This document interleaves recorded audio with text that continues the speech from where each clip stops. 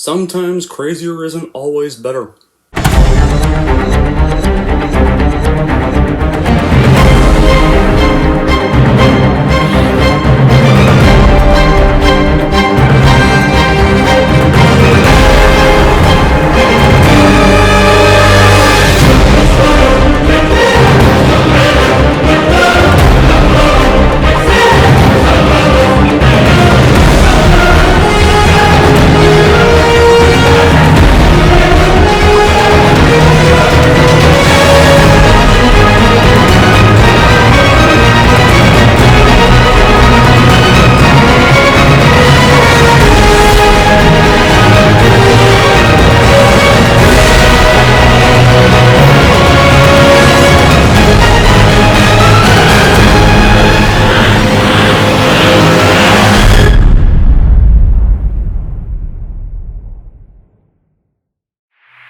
Hey everyone, it's Movie Lover 120 here, and I'm here with a brand new movie review, and this movie review is going to be for the second installment of the franchise I am currently reviewing, and that's of course none other than 1997's the sequel to Jurassic Park, The Lost World. Jurassic Park, or kind of a weird title. I think it should have been called Jurassic Park 2, The Lost World, not The Lost World Jurassic Park. Or just The Lost World would have been a better title, since this is technically a sequel. I don't really like how they call it. But anyway, this movie was released in 1997, a really bad year for a lot of films. There were a lot of franchise killers that year. But what's this film about? Well, a research team is sent to an island 87 miles away from the previous home of Jurassic Park to document and photograph the now liberated dinosaurs. However, InGen, the bioengineering company, has sent another larger team to the same island to catch, sedate, and transport some dinosaurs to San Diego, where they will be used in a new Jurassic Park location. But life always finds a way. Will both teams return to the mainland with successful findings, or will another tragedy occur like last time? Well, that's a plot movie. So how was this movie made? Well, after the release of the 1990 novel Jurassic Park, Michael Crichton was pressured by fans for a sequel. Having never written one, he initially refused. While shooting the novel's film adaptation, Steven Spielberg believed that if a sequel were made, it would involve the retrieval of the canister that contained dinosaur DNA lost during the events of the first film. Talk of a sequel began after the 1993 release of Jurassic Park, which was a financial success. Spielberg held discussions with David Koepp and Crichton, who wrote the previous film, to talk about possible ideas for a sequel. Production schedule for a second Jurassic Park film was dependent on whether Crichton would write a sequel to the first novel. And in March 1994, Crichton said there would probably be a sequel to both the novel and film, stating he had a story for another novel, which would then be adapted into a film. At the time, Spielberg had not committed to directing the new novel's film adaptation, as he planned to take a year off from directing. In March 1995, Crichton announced that he was nearly finished writing the sequel, scheduled for release later that year, although he declined to specify its title or plot. At the time of this announcement, Spielberg had signed on to produce the film adaptation, with filming to begin in summer 1996 for release in 1997. The production team was assembled in spring 1995, as Crichton was finishing the second novel, titled The Lost World. Similarly, Spielberg and Koepp were developing ideas for this screenplay, and Crichton's novel was published in September 1995, while Spielberg was announced as director for the film adaptation in November 1995. So, after the film was made, shot, and marketed, the film would be released on May 23rd, 1997, and the film received mixed reviews from critics, unlike the critical acclaim the first one got. They praised the visuals and action sequences, but they criticized the writing and the character developments.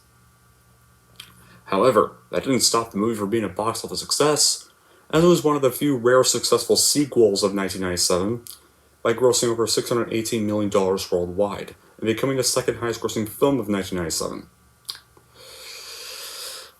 Especially considering it was released on a year when there were so many franchise killer movies like Batman and Robin. Just a bunch of franchises died that year. And that was probably the worst year of the 90s for movies. It also earned an Academy Award nomination for Best Visual Effects, losing to Titanic, which was the number one highest grossing movie in 1987. And I think it's overrated as fuck. As for me personally, when it comes to The Lost World, I don't think it's as good as its predecessor. but I think it's still a very underrated sequel that deserves some more praise. The Lost World is a flawed film, but it's a film that set out to be different, and not just a rehash of the previous film. Something the newest film of the franchise something like some of the Jurassic World films seem to kind of do. The Lost World, however, it gets away from the theme park idea, and does something that wasn't expected. In The Lost World, it's revealed that there was another island called Isla Sorna that had dinosaurs that were bred and raised before being bought to Jurassic Park on Isla Nublar. And the film starts off with a wealthy family yachting and stumbles upon Isla Sorna, where their daughter is severely injured by little dinosaurs called Compsognathus that act like Lamperon. The Lost World even still contains impressive eye-popping effects, and these are just as flawless as the CGI as the first Jurassic Parks.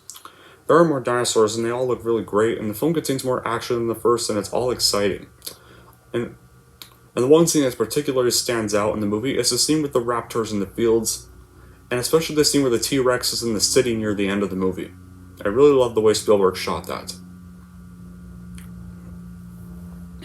This is not really a big acting movie per se, but it's not that bad. Like Jeff Goldblum is still good as Ian Malcolm, but I feel like he didn't have as much energy in this movie compared to the first one, where he was this big, hilariously entertaining comic relief. Like in this one, he's kind of just a bland character in this one. Really, like he doesn't really have the comedic and fun charm he had in the first one. And it did kind of sound like he was a little bit phoned in for this one, but I still really enjoyed his performance. And I still like they made the comic relief of the first one, Ian Malcolm, the main character of this movie. Well, technically, except the only problem I had with that is that Alan, from the main protagonist of the first one, Alan kind of also should have appeared in this one too, to be fair, but unfortunately, his reappearance would be saved for the next film for the next fucking movie in the franchise, which is not going to be fun to talk about. And then for the other cast members, Julianne Moore is adequate, but kind of looks a bit uncomfortable during her scenes at times. And Vanessa Lee Chester is kind of slightly better than the kids in the first one, but the most of the acting is just adequate.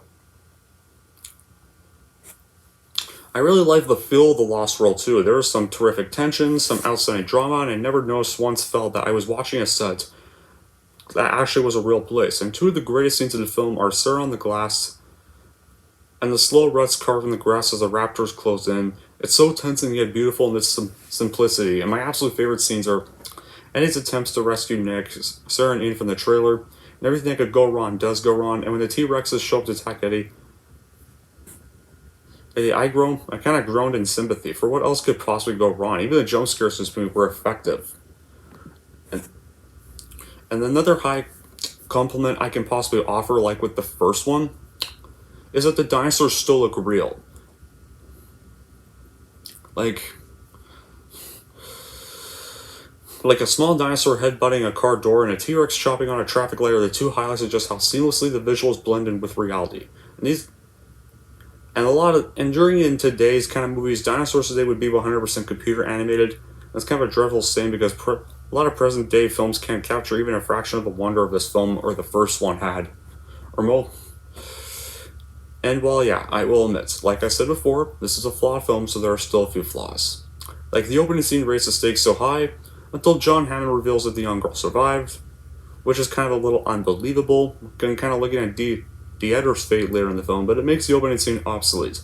Like they should have just told the story without showing us, because the appeal of Jurassic Park is its ominous tone and stuff. And like I said before, Ian Malcolm was a little bland in this movie. He didn't really have much of the comedic charm he had in the first one. And I also really don't like the gymnasium scene. The gymnasium scene is absolute cringe. Although not as cringy as a certain other scene in the franchise that you're all thinking I'm talking about. And what's really irks me, I can't believe this movie was nominated for multiple Razzies, including Worst Screenplay and Worst Sequel. I mean, I can understand why badder sequels like Speed 2, Cruise Control, Batman, and Robin, which all came out in the same year as this movie, or other bad movies like Con Air were nominated for Razzies, but The Lost World didn't win either of those because those movies are far worse. So thank God it did not win those Razzies.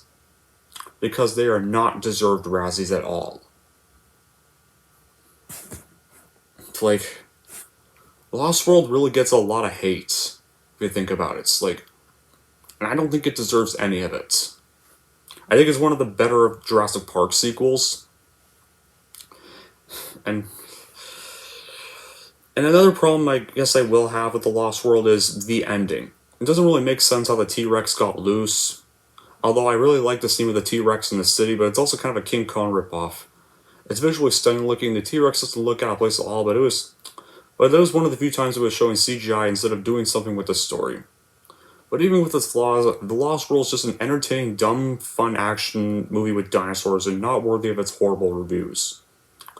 In the end, The Lost World is a very underrated flop that deserves more love than it usually gets, even if the first one is still the better movie by far. I would recommend it if you love the first one and you want to see more of Ian Malcolm. This one, I want to see his story continue. Anyway, that's it for my review of The Lost World, and here's how I'm going to rank this movie if you're wondering. So overall, if you want to see a continuation of Ian Malcolm's character from the first one and see a somewhat wackier approach than last time, then I would easily give this movie a watch for sure, and if you're wondering how I'm going to rank The Lost World, I'm going to give The Lost World an 8 out of 10. And there we go. That covers up my review for The Lost World. That's 2 films down, and 3 more to go, but... Oh, wait. If I'm done The Lost World, and I reviewed the first film, the next film in the franchise would have to be none other... Oh, fuck off. No, please. I would rather slit my wrists and watch that piece of fucking shit again. No! I think you know what's next.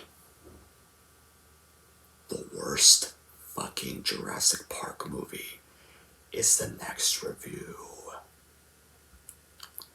And until then, that'll be it for this review. Thank y'all for watching. And if you like this and want to see more, then don't forget to like, subscribe to Movie Lover 120.